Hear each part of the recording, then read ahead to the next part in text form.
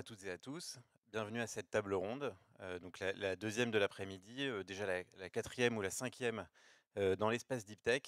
Et aujourd'hui, on va parler d'Europe. Euh, avec tous nos invités, dans un monde où la technologie est devenue un champ de bataille géopolitique, les États-Unis et la Chine semblent toujours garder une longueur d'avance. L'Europe, elle, affiche désormais des ambitions colossales, entre 200 et 250 milliards d'euros annoncés pour les technologies stratégiques. Il y a des rapprochements comme celui de Mistral et d'ASML qui esquissent une nouvelle dynamique où les industriels et les startups deep tech s'allient à l'échelle transfrontalière. Mais il y a une question centrale qui demeure aujourd'hui. Est-ce que l'Europe peut vraiment faire émerger des champions deep tech qui soient crédibles à l'international? Est-ce que l'Europe en a les moyens et est-ce qu'elle en a la culture? Quel rôle pour les politiques publiques? Quel rôle pour les investisseurs privés? Qui doit prendre le lead? Qu'en pensent les entrepreneurs eux-mêmes? Et surtout, aujourd'hui, quelles sont les réelles facilités et les vrais obstacles pour celles et ceux qui veulent bâtir ces futurs champions? Donc c'est un vaste programme euh, qu'on va décomposer en plusieurs chapitres, entre guillemets. Euh, Finalement, un chapitre autour de l'ambition et de la transition d'ambition nationale à une sorte d'européanisation de la deep tech. On va ensuite parler de la culture européenne et de savoir comment, si notre écosystème culturellement est capable de faire émerger ces champions. Et puis, on va parler évidemment de l'éléphant dans la pièce, le trou d'air du financement. Et puis, on prendra à la fin toutes les questions du public. Donc, préparez déjà vos questions. J'imagine qu'il y en aura beaucoup. Donc, pour la discussion qui est là, on va avoir quatre intervenants que je suis ravi de recevoir et que je remercie déjà de venir. Donc Kat Borlongan, qui a vécu de l'intérieur le passage de la mission French Tech, dont elle a été la directrice à l'EIC, donc European Innovation Council, dont elle est membre du board. Et donc elle va nous apporter cette perspective européenne des politiques d'innovation. À ses côtés, alors là c'est marqué à ses côtés, mais en vrai il n'est pas à ses côtés, Jean-Luc Maria, donc, qui est un ancien chercheur qui est cofondateur d'Exotrail. Et Exotrail, c'est une startup qui développe et qui commercialise des moteurs pour satellites de petite taille, qui a levé plus de 70 millions d'euros et qui finalement s'est aussi appuyé sur les dispositifs français et européens pour commencer sa croissance sur une filière qui est hautement stratégique, le spatial. On aura aussi bien sûr Mathieu Barret, donc qui est managing partner de l'activité Venture chez Euraseo, donc qui est un investisseur depuis plus de 20 ans dans les scale-up tech et deep tech et qui a une approche pan-européenne. J'ai envie de dire avant l'heure, mais c'est ce qu'on confirmera ensemble. Et puis Charlotte Corbaz, Corbaz directrice adjointe du fonds Large Venture de BPI France. Elle est de la maison, un fonds de 2,5 milliards d'euros, donc qui a investi dans beaucoup évidemment de scale-up deep tech, Pascal, Exotech ou Trifrog, et donc qui est au contact direct de toutes ces scale-up, qui comprend très bien leurs enjeux et puis les enjeux du marché du VC aujourd'hui. Donc on va commencer par parler de l'Europe qui prend le relais des politiques nationales sur la tech et la deep tech. Donc après France 2030, finalement, il y a un boulevard qui s'ouvre pour l'Europe. Ah oui, je vais te donner le micro, Kat. Hop. Et je vais commencer par toi, justement. Donc tu as vu l'Europe qui a évolué à partir du moment où tu as rejoint la mission French Tech comme directrice jusqu'à aujourd'hui où tu es au board. Finalement, comment la stratégie européenne s'est progressivement construite en matière de deep tech. Et aujourd'hui, c'est quoi les priorités de cette stratégie? Hem, ouah, je me sens vieille. OK, donc je rejoins l'émission French Tech en 2018, mais je crois que si je peux sursimplifier de manière un peu grossière, l'écosystème startup européen a peut-être connu 3 phases. Il y a la toute première phase qui commence en 2013, qui est la phase, je dirais, plutôt identitaire. C'est par ailleurs l'année où la mission, la French Tech, en fait, en tant que mouvement, a vu le jour. Donc, c'était un peu l'époque où on pensait encore que des startups étaient un peu des jeunes avec des hoodies en train de jouer au baby-foot au coin d'un accélérateur quelque part, en train de manger des pizzas. La stratégie européenne était inexistante et l'enjeu à cette époque-là était plutôt de se faire reconnaître, quoi. Donc, on a vu aussi la création de Startup Delta aux Pays-Bas, Startup Estonia en Estonie, Tech Nation au UK. Donc, c'est arrivé à peu près en même temps. Et puis, il y a 2018, donc l'année où moi, j'ai rejoint la mission French Tech en tant que directrice, qui marque le début de l'époque je dirais, de la quête d'hypercroissance ou le pic de la manie sur les licornes. Tout le monde s'en souvient, peut-être avec plus ou moins d'affection. Là, c'était l'époque où on a identifié que le challenge était avant tout un gap du financement au niveau growth stage.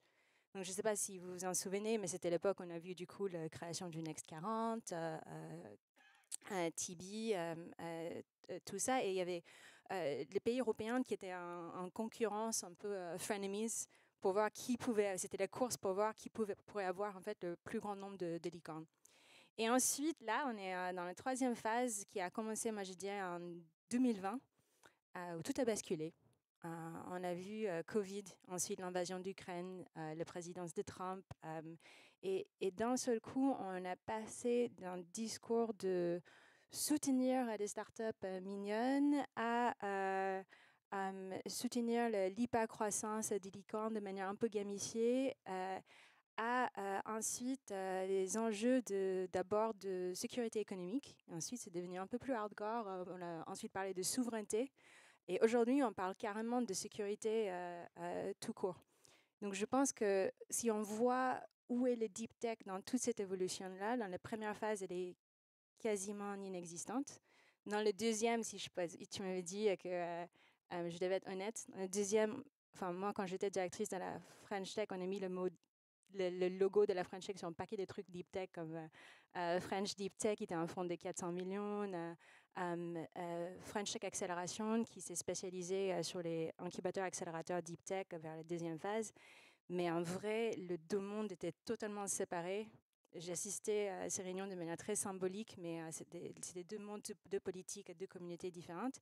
Et là, d'un seul coup, le deep tech revient au centre. Avec tous ces enjeux. Et au-delà de la deep tech, on parle quasiment plus de la deep tech au niveau européen, on parle plus de technologies dites critiques. Donc, c'est même plus le deep tech au sens large, c'est des deep tech spécifiques par rapport à la stratégie de l'UE. Très, très clair. Jean-Luc, alors on va prendre aussi le point de vue entrepreneur. Jean-Luc, tu t'es appuyé sur France 2030, tu as justement bénéficié de ces dispositifs nationaux, peut-être dans la deuxième phase dont parle Kat, pardon. Et maintenant, tu as beaucoup été ensuite vers les projets européens, donc tu es vraiment l'incarnation de ça. Est-ce que le passage de l'un à l'autre t'a semblé clair? Ou finalement, il y a eu des petits à-coups dedans? Alors bonjour à toutes et à tous. Alors nous, ça fait 10 ans qu'on existe. Donc on a vraiment démarré en 2015. Et je fais une petite aparté, c'est qu'on a été soutenu depuis le début par tout un parcours de soutien à l'innovation en France en particulier. On a démarré avec le plan d'investissement d'avenir qui avait identifié qu'il fallait faire le bridge entre le monde académique et le monde privé. Et donc en fait, comme tu l'as mentionné, j'étais chercheur, j'étais au CNRS et on a extrait de la technologie du CNRS pour en faire une entreprise. Ça, c'était en 2015 déjà. Et puis après, on a cherché à écrire une histoire entrepreneuriale avec des levées de fonds successives. Donc là, on s'est tourné vers des fonds de capital risque. Il y en a quelques-uns autour de moi, je vais faire attention à ce que je vais dire. Mais donc, on a suivi ce parcours-là. Et puis, en fait, dans notre parcours de croissance, on a eu la chance aussi d'être dans un écosystème toujours français, où il y a eu plusieurs plans de soutien à l'innovation. Il y a eu le plan de relance, et puis ensuite, il y a eu France 2030.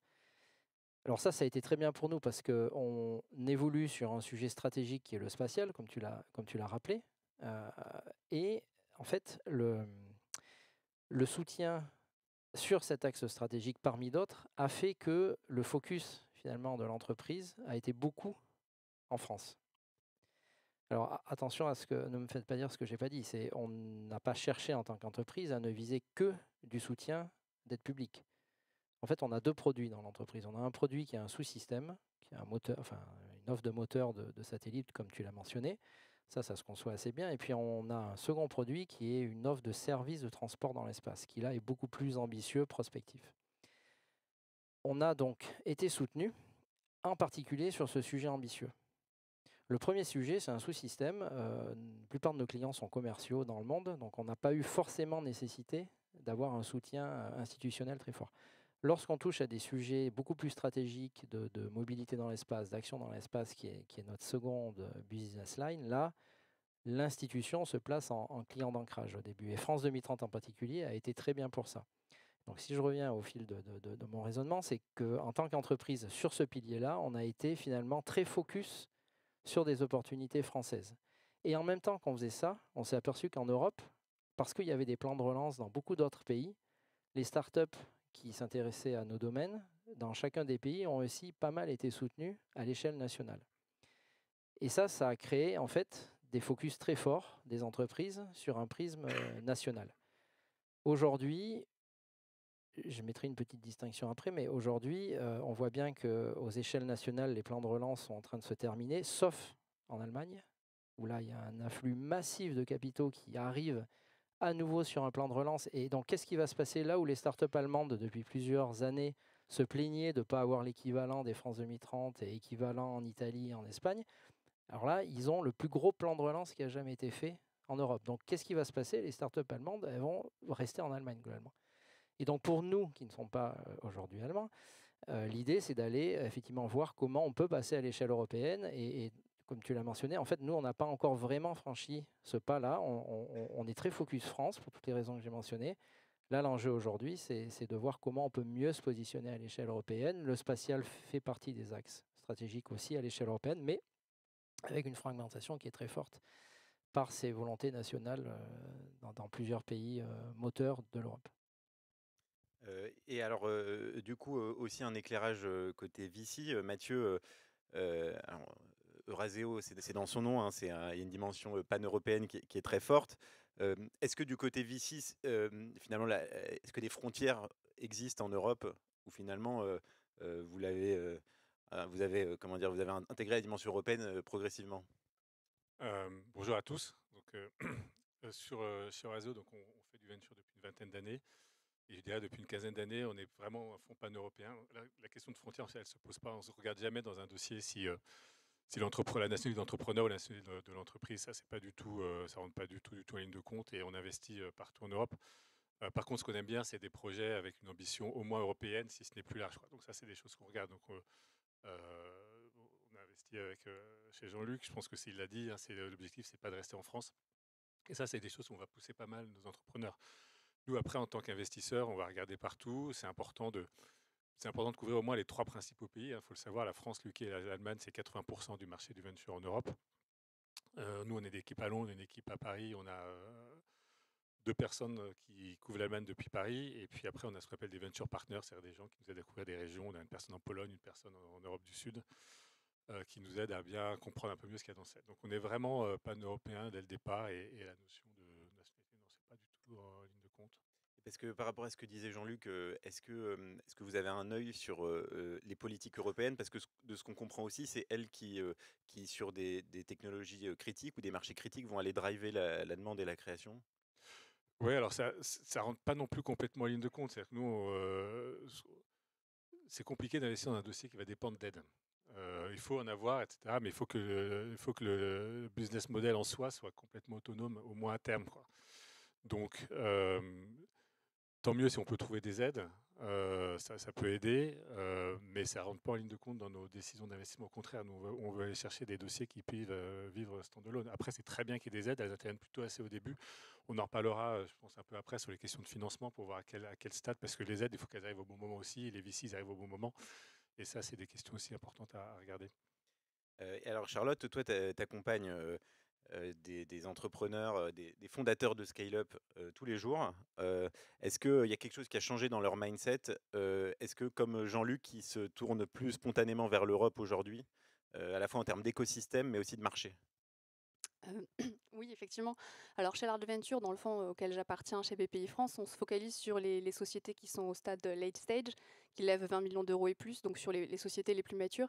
Et c'est vrai qu'à ce stade-là de développement, de maturité de la société, c'est très rare de voir des sociétés qui nous parlent que du marché français, tout simplement parce que quand on a cette ambition de lever autant d'argent, on se dilue, et c'est parce qu'on veut aller très loin, et c'est rare que le marché français sur les sujets deep tech le justifie. Et puis, comme l'expliquait Mathieu, les sujets de frontières en deep tech n'ont pas forcément de sens. Ça peut avoir du sens dans des secteurs très réglementés, mais en deep tech en général, en santé, en spatial, etc., ça n'a pas forcément de sens. Donc non, aujourd'hui, les sociétés qu'on regarde, elles regardent à l'échelle européenne, mais aussi à l'échelle mondiale, en fait. On peut donner l'exemple de Pascal, par exemple, qui est dans notre portefeuille, qui vend ses premiers ordinateurs quantiques à certains pays européens, mais aussi aux Émirats arabes unis. Et pour nous, c'est très important que les sociétés elles soient ouvertes au monde. Alors justement, on va parler de ces champions qui se créent. Et en fait, on va se poser la question de savoir si on a les moyens, culturellement, avec le tissu industriel et réglementaire qui est le nôtre en Europe, de faire émerger des champions, un peu comme on a l'image d'Épinal, entre guillemets, aux États-Unis, qui sont sortis nulle part et qui sont devenus des leaders mondiaux. Et donc, parce que CAD, justement, ça c'est un vrai sujet de politique publique à l'échelle européenne. Est-ce qu'il faut saupoudrer sur l'ensemble des pays membres ou il faut faire all-in sur les écosystèmes qui sont les plus prometteurs? Comment vous gérez ça, ce paradoxe en Europe? Est-ce que tu penses qu'on devrait arrêter de soutenir les régions et plutôt miser sur Paris? Moi, Non, mais en vrai, c'est une vraie question. Ouais. non, mais la question, il est assez similaire. Et écoute, il y a quelque chose auquel je crois. C'est quand on parle de. Aujourd'hui, les objectifs, la manière dont tu articules les objectifs change un tout petit peu. Aujourd'hui, le mot qu'on utilise beaucoup, c'est la compétitivité. Et quand on parle de compétitivité, on parle d'avoir des entreprises de telle taille et de telle scale qui peuvent rivaliser pour de vrai des Américains et des Chinois. Donc, on ne parle pas de licorne, on ne parle même pas de décacorn, on parle vraiment de... Je ne connais même plus les mots, les trillion-dollar companies qui sont de vrais leaders de marché. Et quelque chose dont je suis absolument sûre, c'est qu'on ne peut pas y arriver si on vise à avoir 27 champions dans le spatial, 27 champions dans le quantum, 27 champions dans l'IA, ainsi de suite. Après, je pense qu'il faut distinguer, il y a deux choses à distinguer. Il y a une politique industrielle agressive et focalisée quand il s'agit des startups qui rentrent plus en fait dans le portfolio de Charlotte ou qui ont des shortcuts et on est en train de voir en fait qui grandissent à une telle vitesse, qui ont une telle promesse, que c'est un peu ça leur track, et un politique de développement d'écosystème. C'est deux choses différentes et on ne peut pas avoir l'un sans avoir l'autre. Prenez des notes parce que c'est un vieux réflexe. La prochaine fois, quelqu'un te pose cette question piège. Voilà. Effectivement, le soutien à l'écosystème d'émergence plutôt, qui doit se faire un peu de manière large, mais par contre sur la croissance, il faut être un peu plus dirigé, très clair et c'est très cohérent. Et finalement, quand on regarde un peu le marché en Europe, Mathieu, l'Europe est historiquement portée par des industriels, on va dire que c'est eux qui sont les grosses market cap européennes. Est-ce que culturellement, économiquement, on peut voir, est-ce qu'on a l'espoir de voir des champions qui sont des startups ou est-ce que ça va être des industriels qui vont absorber des startups pour être encore plus gros? Alors, il y a deux aspects dans ta question, l'aspect financier et l'aspect culturel. Alors, sur l'aspect financier, pour faire émerger des champions, il faut déjà les faire émerger au début. Donc, c'est avoir les financiers au tout début. Et si on n'est pas mauvais en site, je pense qu'on a un vrai problème en série A et série B. En fait, il y a un disconnect entre des LP, des investisseurs dans nos fonds, qui nous demandent du DPI, c'est-à-dire du retour cash rapide, et des horizons de temps plutôt assez rapides, et ce type de financement qui s'inscrivent dans le temps long, quoi. Donc, nous, on est un fonds généraliste, donc entre une startup deep tech, je ne sais pas, quantique, qui veut dire moi je vais faire des revenus dans 10 ans et j'ai besoin de 100 millions de capex avant et ça reste super risqué. Et puis une boîte SaaS qui va nous dire moi j'ai besoin de 5 à 10 millions d'euros et je vais faire 10 millions d'ARR et je vais me revendre 10 à 15 fois l'ARR dans 4 ans. Ben, le trade-off il est assez vite fait. Je suis un peu j'exagère un peu, mais c'est quasiment ça. Donc là on a un vrai problème. Et on l'adressera peut-être après parce que je pense que les fonds deep tech spécialisés, c'est une solution à ça. Après, une fois qu'on a passé, alors je pense que l'amorçage, il y a ce qu'il faut. Je pense qu'il y a pas mal de boîtes et de gens qui peuvent lancer des projets. On reviendra peut-être sur la notion de spin-off de labo, parce que je pense qu'il y a beaucoup de choses à faire là. Et après, je pense que quand la société elle a passé son cap de risque industriel, qu'elle a commencé à avoir des clients, des revenus, et qu'elle a construit du coup une vraie barrière à l'entrée, là je pense que le financement il va redevenir assez facile. Parce qu'il y a des fonds de grosses qui sont vraiment spécialisés là-dedans. On l'a vu avec Exotech, par exemple, qui a levé assez facilement, etc. Mais entre l'amorçage et ce cap où je n'ai pas ce risque industriel, à mon avis, on a encore un vrai problème de financement pour faire émerger des champions. Après, à la sortie, bon, alors c'est mieux que ça n'aille pas dans des champions non européens, mais que la boîte elle se développe en stand-alone comme un gros champion ou qu'elle aille rejoindre par du M&A un champion déjà européen pour qu'ils soient encore plus champions. Moi, personnellement, ça me pose pas vraiment de soucis. Sur le côté culturel, là, je pense qu'on a encore des progrès à faire. côté entrepreneur, à mon avis, on est pas mal. Je pense que Jean-Luc en parlera après. Et la capacité de pouvoir faire sortir des chercheurs et les mettre avec des entrepreneurs, etc. Je pense que là, on a ce côté-là.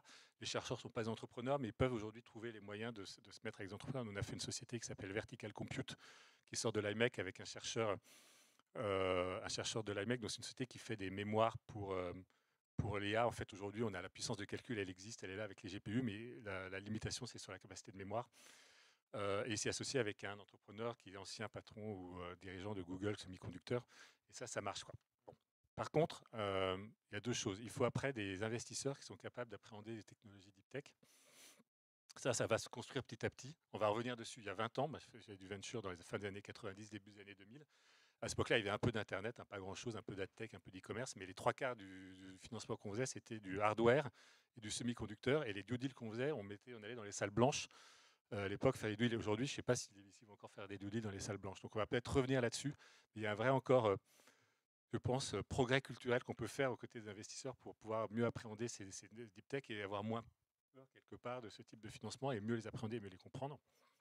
Quoi qu'il y ait des fonds maintenant qui commencent à être bien spécialisés. Et enfin, je finis, je vois que tu regardes ton timer. Je pense, et là je parlais des LP tout à l'heure, il faut qu'on arrive à... on n'a rien à envier aux États-Unis, globalement, techniquement, entrepreneurialement. Tu parlais, Kate, moi, ça fait 20 ans que je fais ce métier, on a vu le shift, les entrepreneurs, maintenant, ils sont ambitieux, ils pensent global, etc. Mais il nous manque, il faut passer à l'échelle. Et on n'est pas passé à l'échelle comme les Américains. Et ça va venir avec... on peut faire des petits bouts de progrès de financement. Alors là, j'ai vu des chiffres qui sont quand même gros, je pense qu'on va y aller. Mais il nous manque une vraie culture du risque, globalement, chez nos investisseurs, chez nos LP, des gens qui sont prêts à aller financer ce type de société. Et la culture du risque, elle est génétique chez les Américains. Quand ils ont fait les AI, c'est des massifs, des capitaux massifs qui sont allés dans les AI, sachant qu'une partie allait être risquée, etc. Mais on ne joue pas dans la même cour en termes d'échelle, quoi. Et je pense que là, culturellement, on a encore un vrai progrès à faire, quoi. Justement, alors, Jean-Luc, on reviendra aussi sur ton point de vue là-dessus, mais Charlotte, culturellement, enfin, on parlait de cet aspect culturel, des founders, etc. Est-ce que toi aussi, tu sens, en les côtoyant maintenant, qu'ils se projettent comme des leaders? C'est quoi leur perspective in fine, quoi? Alors oui, moi je trouve que ça a beaucoup changé ces 10 dernières années. On a vu tout l'écosystème de la French Tech beaucoup se dynamiser, le nombre de levées de fonds beaucoup augmenter, etc. Et ça a commencé par d'autres secteurs, mais la deep tech est touchée aussi aujourd'hui. Et aujourd'hui, dans notre fonds Large Venture, donc sur les grosses sociétés, sur les sociétés les plus matures qui veulent aller très loin, on a 30% des deals, des projets qui sont deep tech, ce qui n'était pas du tout le cas avant. Et avant, les seuls projets deep tech qu'on recevait, c'était uniquement santé. C'était de la biotech et il n'y avait que celle-là qui levait des fonds late stage, qui levait des levées tardivement. Aujourd'hui, c'est plein de secteurs différents, c'est très varié.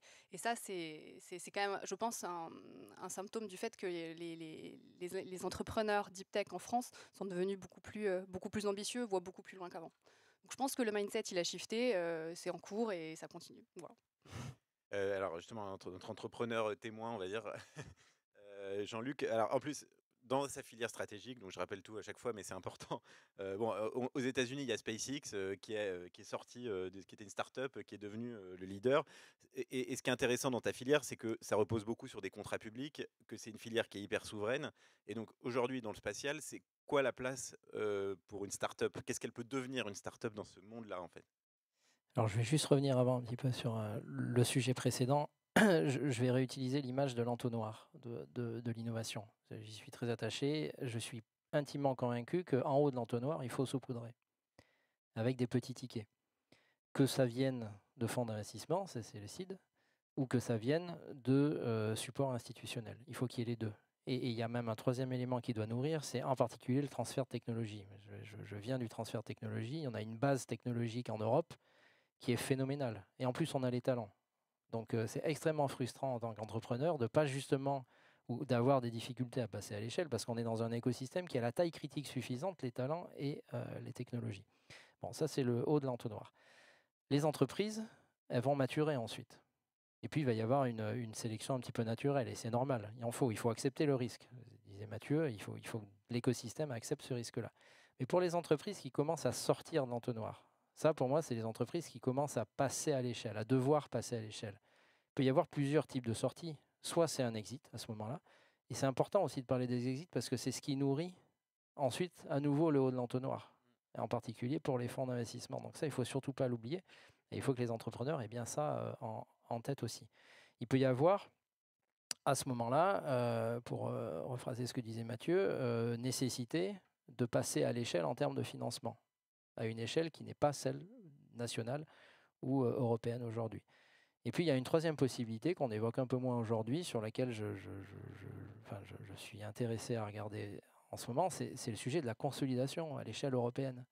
Comme disait Kat, on ne peut pas imaginer d'avoir 27 sociétés du spatial européenne aujourd'hui si le postulat de base, c'est d'être un leader sur ce marché-là à l'échelle mondiale. Ça ne marchera pas. Et donc, il faut commencer à regarder, se préoccuper à l'échelle européenne, de regarder un peu le mapping du paysage des acteurs, de la maturité des acteurs, et pour ceux qui sont à peu près complémentaires et à peu près au même niveau, de commencer à réfléchir comment, avec 1+1, on peut faire 3. Bon, ça, c'était pour réagir au sujet précédent. Concernant SpaceX, effectivement, dans notre domaine, c'est le meilleur exemple. Et puis même, il est allé beaucoup plus loin que le spatial aujourd'hui, parce qu'il est en train de révolutionner le monde des télécoms. Je ne parle même pas de sa vision martienne, ça, on pourrait en parler des heures. Mais aujourd'hui, c'est l'acteur qui est né aux États-Unis. Et ce qui est intéressant, c'est qu'il est né d'une deuxième génération d'entrepreneuriat. Ce qui est intéressant aussi, c'est qu'en France, on a globalement, c'est pas vrai tout le temps, mais on a quand même une première génération d'entrepreneurs. Aux États-Unis, ils en sont à la deuxième, à la troisième. SpaceX, c'est un bon exemple. Il avait fait PayPal, il avait participé à la création d'eBay de mémoire. Il a réinvesti en fait sa mise entre guillemets dans plusieurs sociétés, dont SpaceX.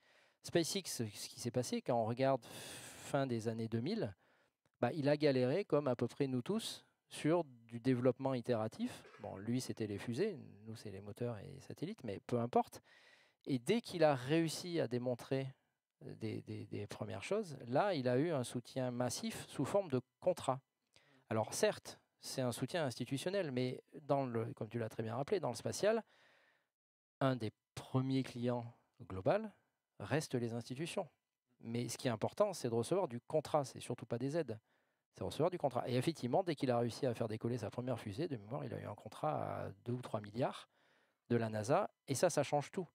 Parce que pour peu qu'on soit bon en exécution, ce qu'il a parfaitement été, avoir autant de financement permet d'attirer les talents.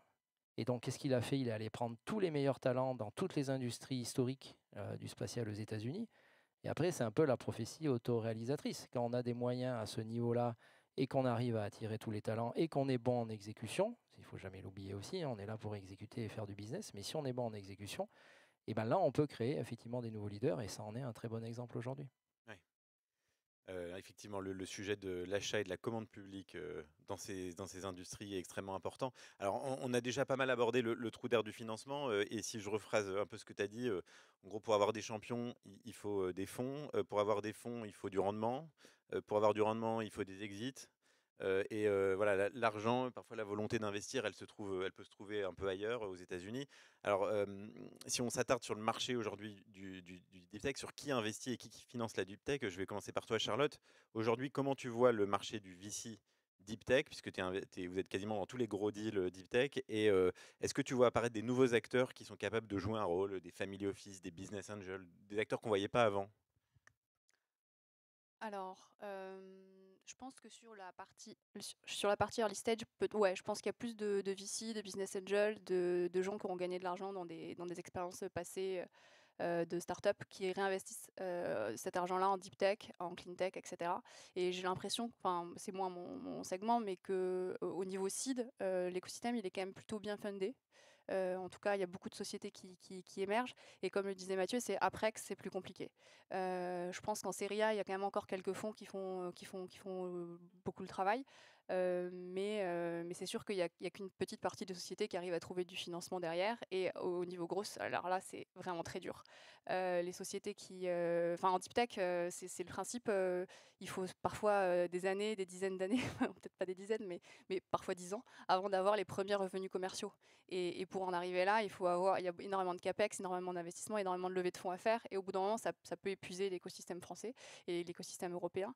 Et c'est vrai que les sociétés, elles peuvent essayer de lever des fonds pendant 2 ans, avant de réussir. C'est très très dur et nous on le voit ça. Alors on fait le travail au niveau de large venture, mais c'est vrai que BPI et l'écosystème, il y a besoin d'investisseurs privés à nos côtés pour faire ça et c'est pas simple. Ouais. Ouais, parce que justement, pour que les fonds lèvent des fonds, il faut Et des c'est LP. les sujets des exits Ouais. qui manquent, je pense. Il n'y a pas assez de DPI dans les fonds privés qui font de la deep tech, donc les LP ont du mal à remiser là-dessus, etc. C'est un cercle un peu compliqué. Ouais. Ouais, parce que Mathieu, aujourd'hui, si on veut lever un fonds deep tech, que disent les LPs? Vers qui on se tourne? Qu'est-ce qui leur fait peur? Euh, Il y a, il y a des fonds qui viennent de se lever, là je réfléchis, et spécialisés deep tech. Donc je pense que c'est une tendance. Et je pense que c'est très poussé par BPI, le Fonds européen d'investissement, et ils ont raison. Parce que comme je disais tout à l'heure, un fonds généraliste, il va faire pas forcément de la deep tech parce qu'il fait des trade-offs et il va peut-être faire un ou deux deals deep tech, mais ça va pas être son core focus. Après, juste une petite précision, nous les investisseurs, on ne fait pas le marché. Hein. C'est-à-dire que c'est pas nous qui faisons le marché. Nous, le marché, c'est les entrepreneurs qui le font. Donc, on suit, il y a des tendances de fonds, de marché. Il y a eu le mobile, on ne va pas tout refaire, le software, le cloud, etc. Et là, la deep tech, on sent que c'est une tendance de fond, comme le disait Charlotte, et on voit plus de dossiers là-dedans. Donc, forcément, s'il y a plus de dossiers deep tech, on va faire plus de dossiers, plus d'entrepreneurs deep tech, on va faire plus de dossiers deep tech de facto, quoi. Mais il faut faire des fonds deep tech pour financer cette série A et cette série B. Donc ça, c'est les deux moteurs, c'est ces fonds-là. Et j'ai l'impression que, je ne suis pas parti en levée de fonds là depuis quelques temps, donc je ne sais pas, mais j'ai l'impression qu'il y a quand même, ça suit. J'ai l'impression que les entrepreneurs commencent à acheter un peu le truc. J'ai dit qu'il y a cette culture de risque qu'il faut absolument instiller petit à petit chez nos investisseurs, hein, donc les fonds de pension, les assureurs, les fonds de retraite, etc. Enfin, et pour aller sur ces marchés-là. Voilà, donc ces fonds ils se lèvent, c'est pas facile, mais je pense que de toute façon le marché il est là et ça va se faire petit à petit, quoi. Et parce que justement, Kat, par rapport à ce que disait Mathieu, en fait, alors on a dit l'Europe met beaucoup d'argent, l'Europe met le paquet. Mais alors, malgré tout, en sortie et en exit, ceux qui ont l'argent pour acheter, ils sont souvent hors d'Europe. Et donc, quel mécanisme vous mettez en place pour vous dire, OK, l'argent qu'on va mettre dans les fonds européens, il ne va pas servir à financer des champions qui seront rachetés par d'autres acteurs? Comment vous gérez ce paradoxe? Aussi, un autre de plus. Peut-être pour commencer, je suis pas sûre que ce soit un paradoxe parce que je ne sais pas si vous avez lu le rapport Draghi. En fait, je connais déjà la réponse, ça fait 400 pages. Peut-être des gens qui ont lu des résumés. Mais il a dit quelque chose qui a quand même fait pas mal de vagues. Il a dit que l'Europe est devenue une sorte de colonie financière des États-Unis. Parce que contrairement à ce qu'on pense, il n'y a pas plus d'argent des Européens qui va vers l'Europe. Les fonds de pension, même des investisseurs institutionnels, il y a beaucoup de l'argent qui va au contraire, en fait, plutôt vers des actions et des obligations américaines. Il y a quelques tentatives de correction dans la nouvelle stratégie dite Startup and Scale-up qui s'appelle, c'est censé être une sorte de TB ou WIN européenne qui s'appelle le European Investment Pact, qui est censé apporter quelques corrections. Et s'il y a certains d'entre vous qui s'intéressent au sujet, il y a aussi tout le travail apporté par le Capital Markets Union, le Savings and Investments Union. Après, je pense que Jean-Luc, pour la deuxième partie, donc il y a ça qu'il faut quand même gérer, mais il y a la deuxième partie de ta question, et je pense que Jean-Luc a apporté la réponse. En fait, il y a énormément d'argent qui est investi ou donné, mais l'argent pour acheter. Quand on parle de deep tech, en tout cas, moi, quand je regarde notre portfolio à l'IIC, quand je regarde beaucoup de deep tech, pour la plupart, en fait, leurs acheteurs sont des agences publiques ou l'État. Et ce qui est compliqué, en fait, avec les deep tech, en tout cas, ce que je vois dans notre portfolio, c'est que le marché n'existe pas tout à fait encore, pour la plupart. C'est pour ça que c'est deep, parce qu'on n'est pas 100% sûr si c'est quelque chose qui va prendre. Et la réalité, c'est que si c'est des technologies comme c'est le cas du space tech, comme c'est le cas du quantum, comme c'est le cas de défense, c'est des marchés qu'on n'attend pas comme ça de manière passive, c'est des marchés qu'on peut décider de créer en fait avec une volonté beaucoup plus délibérée. Donc, par création de marché, j'aurais bien sur ces sujets de politique industrielle, parce que moi, c'est me fatigue de voir une fragmentation d'instruments. On adore annoncer des trucs, on adore annoncer les créations de nouveaux fonds, le Scale-up Europe Fund, l'EIC. Mais en fait, le problème, moi, tel que je le vois aujourd'hui, maintenant que je vois des choses avec notre travail avec la Commission européenne, c'est que le problème, c'est que ces instruments-là ne sont pas faits pour travailler ensemble. Donc, si je prends de manière un peu grossière le space, si on décide de créer des challenges au sein de l'EIC pour que des milliards aillent vers le space tech, mais il n'y a pas de contrat de advanced experimentation qui ont été pré-négociés avec les agences, où il n'y a pas des contrats d'innovation qui ont été pré-négociés avec les agences, et il n'y a aucune discussion qui a eu lieu avec les régulateurs sur ce sujet, à quoi ça sert? Donc, je pense que c'est un peu vers encore un politique d'achat qui est plus explicitement pro-européen, mais aussi un affinement, je dirais, des politiques industrielles pour faire en sorte qu'ils vont tous ensemble. Et parce que, alors justement, on parle aussi d'investisseurs, et si on fait un pas de côté, en réalité, on parle de l'investissement par les VC, mais dans la deep tech, on crée aussi parfois un outil industriel, on crée du dur. Est-ce qu'il y a des fonds d'infrastructure ou des fonds plus private equity qui sont capables de prendre le relais du financement en VC? Je vous ai posé la question à Jean-Luc aussi après, parce qu'il est concerné. Vas-y. Alors le private equity, oui, parce qu'on les voit de plus en plus évidemment sur le marché de nos startups. Ils font leurs courses un peu maintenant dans les fonds de VC, mais ils recherchent des choses très précises.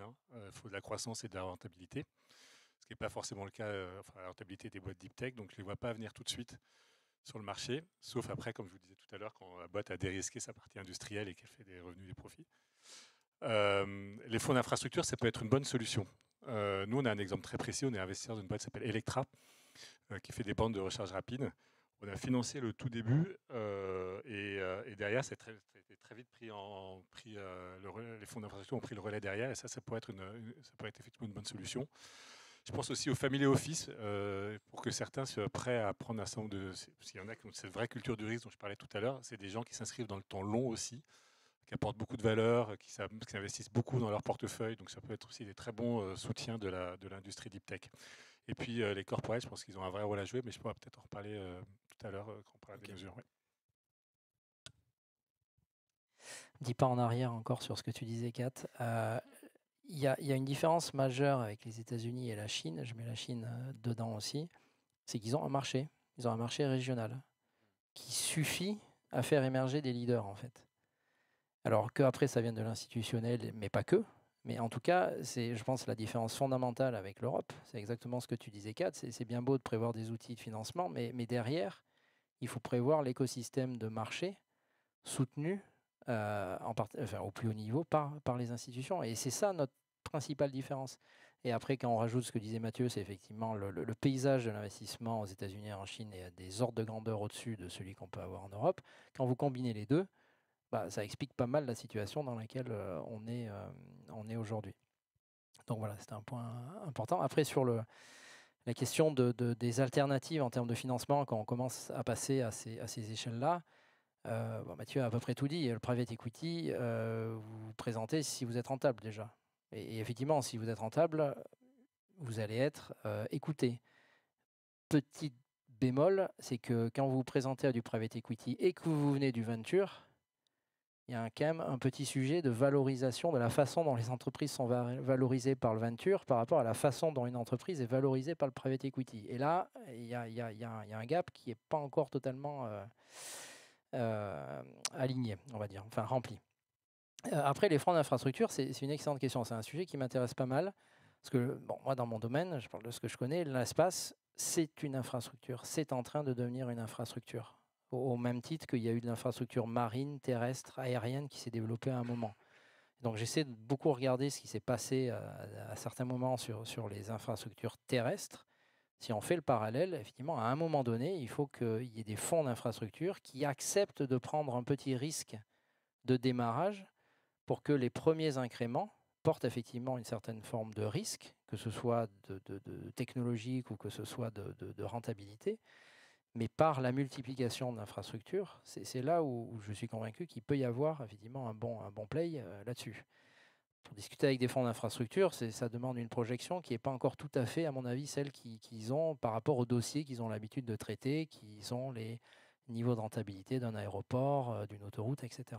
Mais oui, c'est une piste à creuser, c'est probablement une grande piste à creuser à l'échelle européenne. Et les family office, je suis d'accord avec Mathieu, c'est probablement des acteurs qui s'inscrivent sur du temps long, mais qui sont beaucoup moins connus, j'ai l'impression, à la fois par l'entrepreneuriat et même par les fonds d'investissement, nous, avec qui on travaille. C'est une communauté à part, qui a probablement des codes à part, des façons d'investir et des sensibilités d'investissement qui sont différentes. Et donc, c'est un sujet à creuser aussi. Très bien. Alors, avant de passer aux questions du public, on va passer à la question baguette magique, call to action. Alors, c'est pas forcément magique, puisque ça peut être des choses qui sont dans les tuyaux. Si vous avez une carte blanche, qu'est-ce qui est pour vous l'enjeu des enjeux? Quelle mesure emblématique vous porteriez pour rendre l'Europe de la deep tech crédible et compétitive? Je vais vous demander à chacun d'entre vous, en une minute, de la pitcher. Je ne sais pas si je vais pouvoir donner une mesure. Comme disait Kat, il y a déjà beaucoup d'outils qui sont mis en place. Je pense qu'il faut démarrer par... Il faut qu'il y ait une ambition et une volonté. De cette ambition et cette volonté va découler une stratégie. Une stratégie va découler un écosystème. Et avec les écosystèmes, les outils qui vont avec. Que ce soit des outils privés, que ce soit des outils publics. Mais sans le démarrage à l'échelle européenne d'une ambition et d'une volonté d'être ou de faire émerger des leaders capables de se mesurer à des entreprises américaines ou des entreprises chinoises, on n'arrivera pas à passer à l'étape d'après. Parce que l'étape d'après, on voit bien qu'on a déjà morcelé, il y a beaucoup d'outils qui existent, etc. Mais il faut déjà se dire, OK, dans quel secteur on veut vraiment être à l'égal des États-Unis et de la Chine. Et après, on va travailler pour définir ce qu'il faut faire. Mais aujourd'hui, je pense que c'est ça qui manque. Charlotte? Non, mais je suis assez d'accord. En fait, je pense que, j'ai pas non plus d'idées magiques et je trouve qu'il y a énormément de systèmes d'aide et c'est compliqué parfois de s'y retrouver.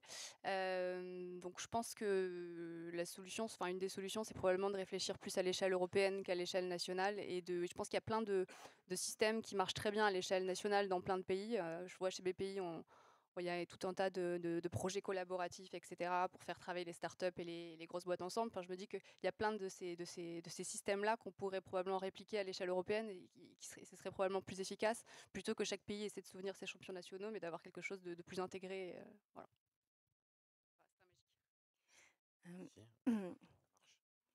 En fait, j'en ai plein. D'ailleurs, j'ai écrit un rapport là-dessus pour l'IIC avec une idée de stratégie au monde qu'on est en train de conseiller la commissaire Zarieva. Mais en fait, j'en ai un qui est assez vintage, mais qui fonctionne toujours parce qu'on n'y est toujours pas, mais le marché unique. C'est vrai, on parle de beaucoup d'idées qui sont très créatives et tout, mais pour le marché unique, on n'y est toujours pas. Et du coup, j'ai un petit call to action en fait pour les personnes qui sont dans la salle. Je ne sais pas si vous suivez un tout petit peu la politique européenne, mais c'est en ce moment qu'il y a la consultation sur le European Innovation Act. Et là-dedans, il y a beaucoup de discussions sur le 28e régime. Et c'est le moment, en fait, si vous tapez ou EU.inc, tapez EU/inc.org, vous trouvez plus d'infos. Parce qu'on peut avoir plein d'idées, plein d'aides, voilà, mais en fait, c'est vraiment la base, en fait. À la fois, je dirais, pour la création et l'expansion des entreprises, mais à ça, j'ajouterais aussi la reconnaissance mutuelle des certifications sectorielles. Parce que quand on est une boîte dans la deep tech, on est souvent dans un secteur ultra réglementé et il faut faire 27 demandes de permission sectorielle. Et rien que ça, en fait, si on n'est pas correctement capitalisé, ça peut tuer une boîte. Ouais, sur les mesures, je pense que beaucoup de choses ont été faites, ont été dites. Moi, j'ai dirais juste deux trucs. Une, faut penser at scale. Voilà, faut penser at scale. J'ai l'impression qu'on va vers là, mais il faut instaurer la culture du risque, forcer la culture du risque. Je sais pas, en disant que tout l'argent qui dort dans des contrats d'assurance, je sais pas, quelques pourcents doivent partir dans la deep tech, j'en sais rien, mais voilà. Après, moi, j'ai une autre idée. Je réfléchis dessus. On n'a pas beaucoup parlé des corporates. À mon avis, les industriels, ils ont un vrai rôle à jouer pour favoriser l'émergence de boîtes deep tech. Comment on peut favoriser ça? J'en sais rien, mais par exemple, dans la santé, pour moi, ça me semble assez mature. Une biotech, c'est comme une boîte deep tech. Une biotech, c'est une boîte qui fait phase 1, phase 2, phase 3, qui est hyper risquée avant de régénérer des revenus. Et c'est une industrie qui est hyper mature, qui s'est vraiment bien développée parce qu'elle a un système de big pharma qui la comprend bien, qui se positionne au bon moment. Il y a des partenariats, etc. Nous, on a une boîte qui s'appelle Akemia, qui fait de drug discovery basée sur l'AI, qui a levé beaucoup d'argent et qui a fait un gros partenariat avec Sanofi, par exemple, pour développer des choses. Donc, pourquoi aujourd'hui les gros industriels supporterait pas les boîtes deep tech dès le départ, pas forcément financièrement, ça peut être partager une roadmap, partager une vision, leur donner des guidelines, dire où il faut aller, quels sont les besoins, ils connaissent très bien leur marché, et donc aider les startups au départ dans la définition du produit, ou ça peut être mettre des moyens industriels à la disposition des startups aussi, parce que ça limite les besoins de CAPEX, etc. Ça peut être des choses qui habilitent pour un marché, et à l'image de Sanofi Akemia dont je parlais, on pourrait imaginer que Thales ou Airbus puissent faire des choses avec dans le space tech, avec des boîtes du space tech. Ça, à mon avis, si on pouvait favoriser ça, je pense que ce serait pas mal. Très bien, c'est très complet. Je vous propose qu'on passe aux questions du public. Il reste 13 minutes et je vais faire appel à...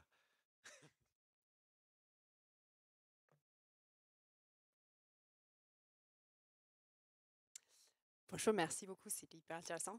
Je voulais savoir justement, est-ce qu'il y a des initiatives qui regroupent aujourd'hui un peu tous les acteurs, qui regroupent un peu les family office, les angels, les VC, les institutions? Est-ce qu'il y a des efforts de vraiment travailler un peu mieux ensemble ou pas forcément?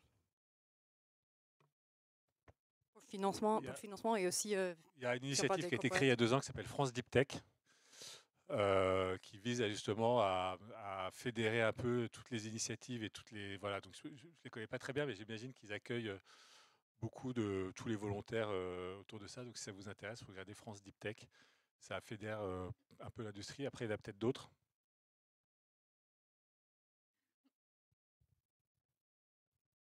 Oui, il y a France Deep Tech, vous avez Start Industry aussi. Après, moi, vu le côté entrepreneur, la perception que j'ai, que ce sont quand même des communautés qui se connaissent assez peu. C'est un feeling, hein, expérience.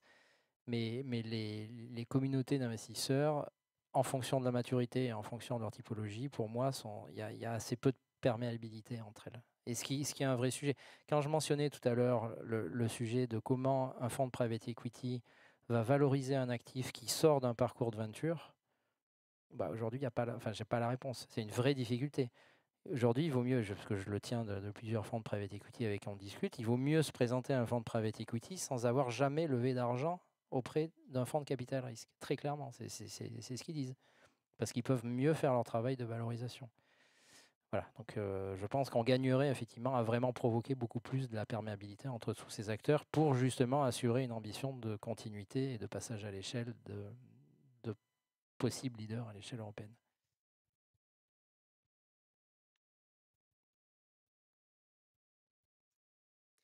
Merci à tous. Par rapport à cette dernière question de quelles sont les choses qu'on pourrait changer dans cet écosystème, les marchés uniques, les mindsets, plus de stratégie, plus d'unification.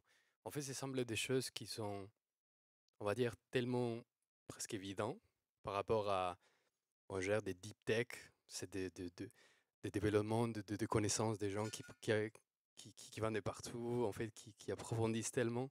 Mais par rapport à cette surface, en fait, quelles sont les choses qui sont en train de bloquer, ces choses qui semblent tellement évidentes à mettre en place pour unifier et pousser, en fait? Ça dépend lesquels. Donc, si je prends le 28e régime, donc je ne sais pas si tout le monde a suivi un tout petit peu la discussion, le débat sur le 28e régime. Donc, 27 États en Europe. Et du coup, l'idée, c'est de créer un 28e régime qui permettra à une entreprise de pouvoir tout faire, en fait, que ce soit créer son entité juridique, embaucher, demander de l'investissement, donner des stock options de manière beaucoup plus fluide. En vrai, on utilise le mot 28e régime on parle de beaucoup de choses. Hein. D'un côté un peu extrême, c'est Delaware. Et de l'autre côté, qui est aussi extrême, c'est un peu comme la carte bleue. Je ne sais pas si vous connaissez ce système. C'est quand j'étais en train de créer le French Tech Visa, j'ai découvert qu'il y avait un système qui s'appelait le Blue Card, qui permettrait, en théorie, à n'importe qui de demander un visa pour n'importe quel pays européen. Tu vois, une seule site web. Sauf que j'ai découvert que c'était vraiment que ça, c'était un site web.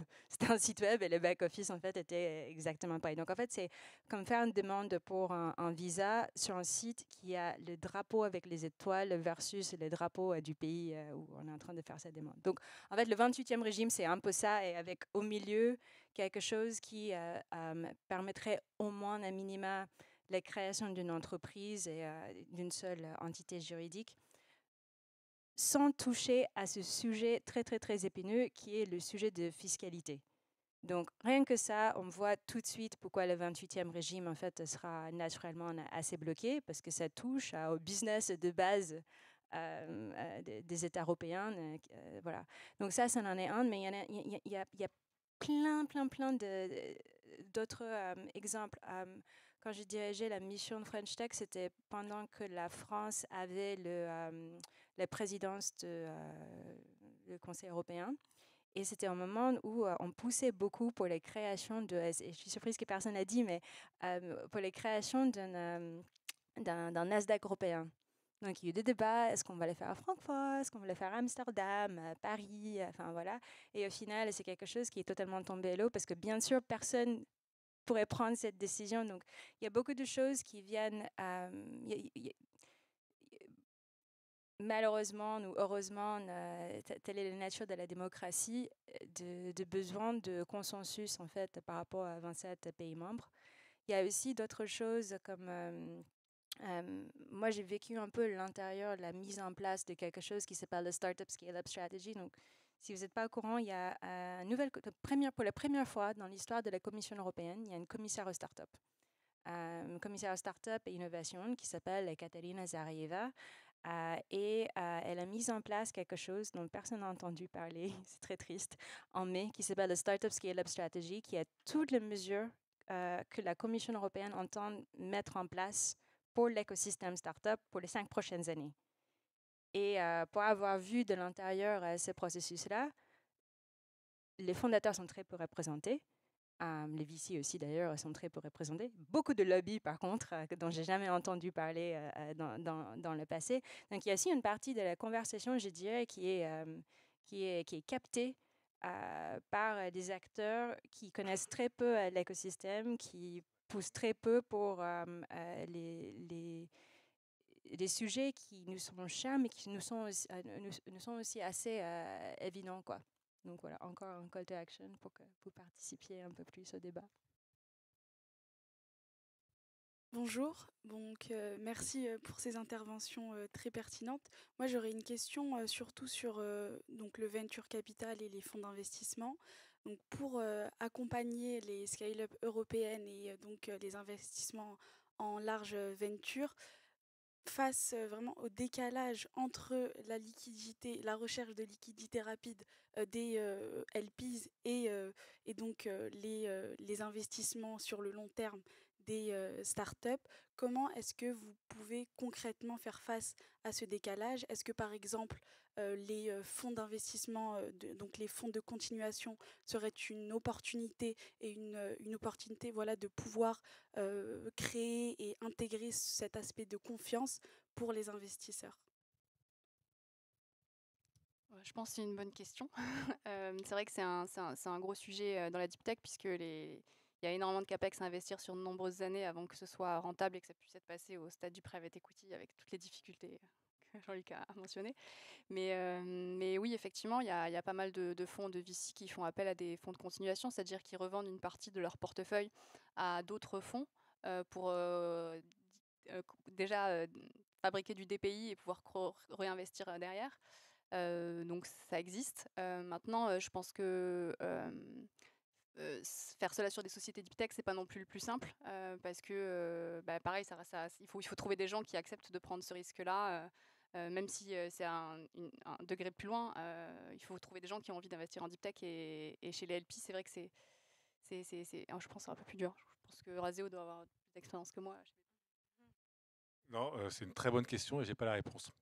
Non, très honnêtement, il va falloir trouver des solutions. Ça va venir avec des poches de financement un peu à différents stades de financement. Donc on peut imaginer qu'à un moment, des fonds spécialisés en série B prennent le relais des fonds spécialisés en série A avec un peu de secondaire et qu'on favorise ce genre de choses. Est-ce que c'est d'être favorisé par des mesures où ça se fait naturellement? J'en sais rien, mais ou des industriels ou des gens comme ça. Mais effectivement, c'est un point qu'il faut travailler pour se dire comment on produit la liquidité à plus court terme pour les investisseurs early stage dans la deep tech. C'est le point que je soulevais tout à l'heure parce que c'est des alignements avec les LP et c'est pour ça que de temps en temps, on préfère faire des boîtes type de financement quand dans un fonds généraliste. Mais peut-être que les fonds deep tech spécialisés, je ne sais pas si tu le sais, Charlotte, mais moi, j'en sais rien. Est-ce qu'ils ont des clauses spécifiques avec leur LP qui permet de faire durer plus longtemps Je ne sais pas, mais c'est un très bon sujet. En tout cas, je n'ai pas la réponse précise. Bonjour et merci pour vos interventions. Vous avez évoqué la nécessité de passer par des phases de consolidation. Est-ce que vous auriez connaissance de mécanismes de soutien favorisant cette consolidation ou idée de quels pourraient être ces mécanismes évitant justement une lutte fratricide entre pays européens notamment?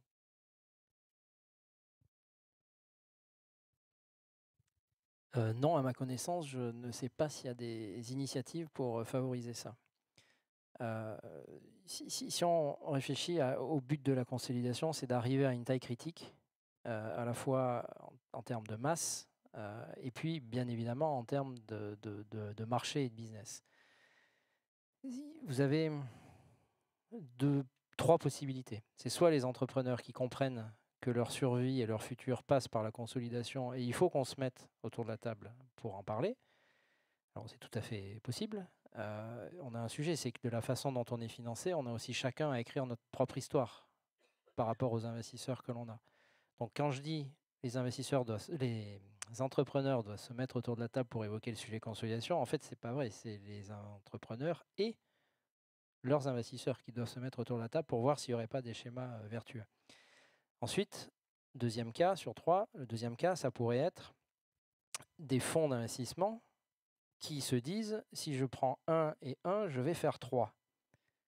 En Europe, je pense qu'on n'a pas ce mindset-là, côté investisseur. Aux États-Unis, les fonds de private equity, j'en connais quelques-uns, ils font ce travail-là. Peut-être parce qu'ils ont aussi une taille critique suffisante pour se le permettre.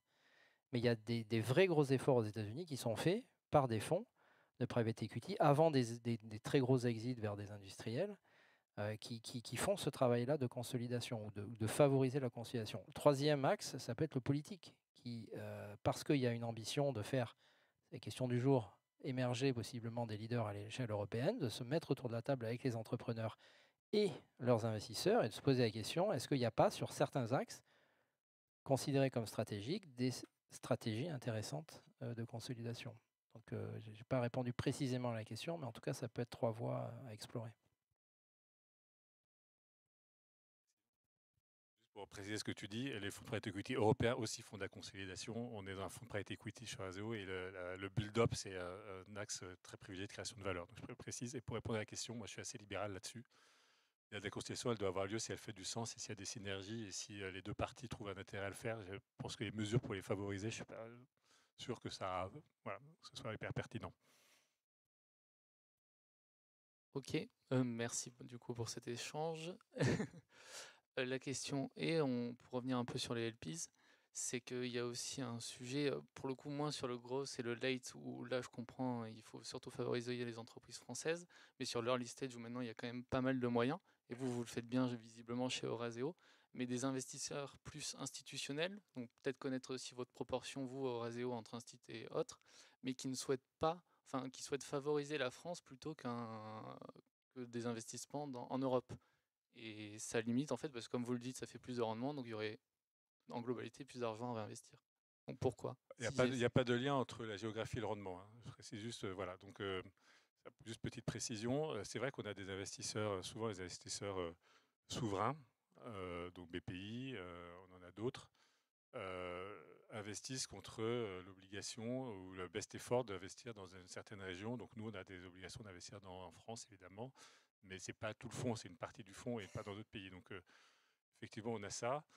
On discute avec on discute avec des fonds du Middle East aussi, qui eux veulent attirer des capitaux dans la région. Donc il peut y avoir ce genre de choses. Après, c'est chaque fonds qui sent est-ce qu'ils sont capables de le faire ou pas.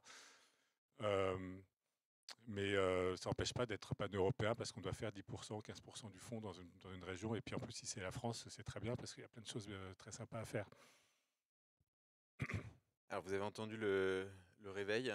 Alors, c'est pas l'alarme incendie, ne bougez pas. Ça veut dire qu'on touche à la fin de cette table ronde. Alors, peut-être, on a parlé de beaucoup de choses. Vous avez vu, j'ai pris beaucoup de notes parce qu'il y a plein d'idées qui sont sorties. Mais évidemment, on a parlé de créativité dans les schémas d'investissement ou peut-être de réinventer la manière d'investir et les actions entre les uns et les autres. On a parlé d'interopérabilité au sein de l'Union européenne, mais aussi entre les différents outils, entre les différents modes de financement, aussi de consolidation et de taille critique. Je pense que c'est un mot qui est revenu sur plusieurs aspects.